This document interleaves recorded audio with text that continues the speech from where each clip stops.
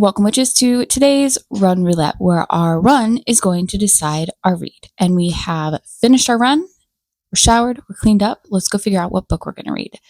So we had an easy run. We ran 6.25 miles. It is still the first quarter. Okay, let's summon our fate.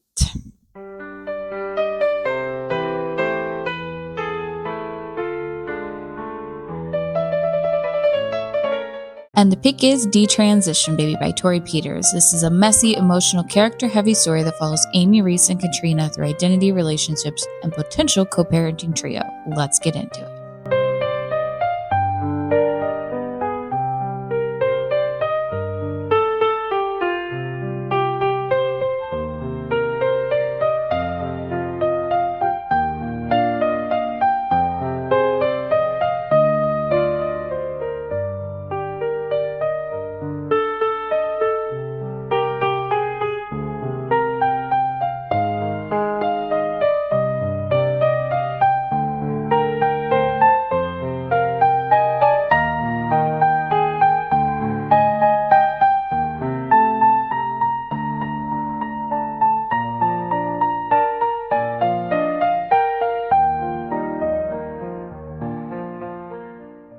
I am about 30% of the way through Detransition, Baby by Torrey Peters. This is dual timeline. We're going between the past and the present to understand more about who Amy and Reese are, how they kind of fell in love and then also fell apart, and then also how Katrina and the pregnancy and the baby all tie in together.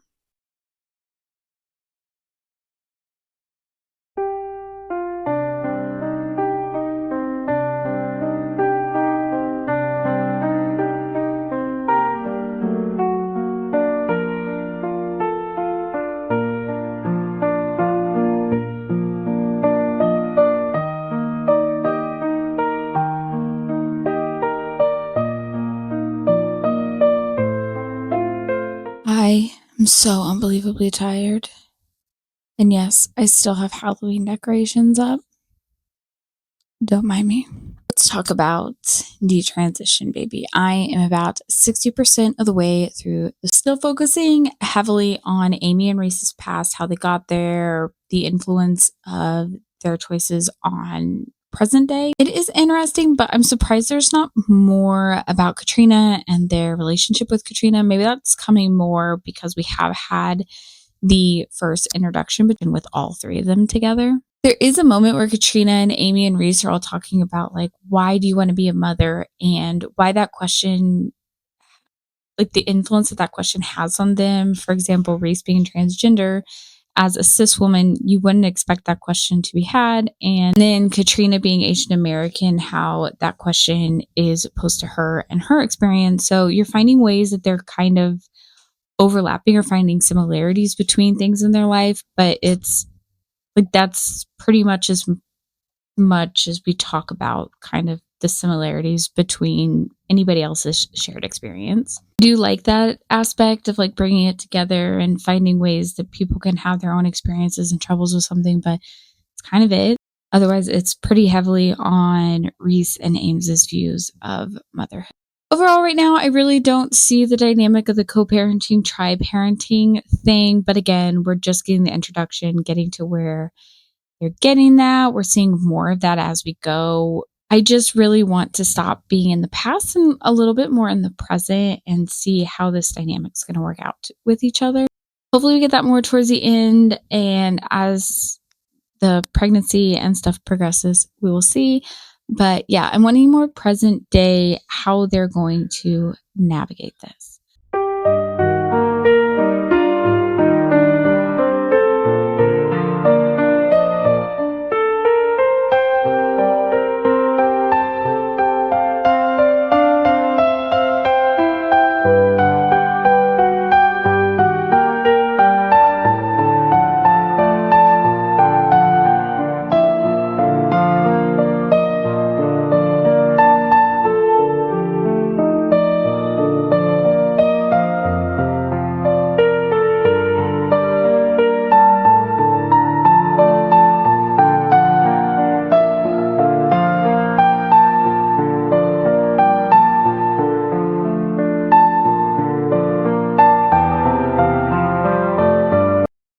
All right, we finished Detransition Baby by Torrey Peters, and I had some mixed feelings. Towards the end, you get more of the dynamic between Katrina, Amy, and Reese.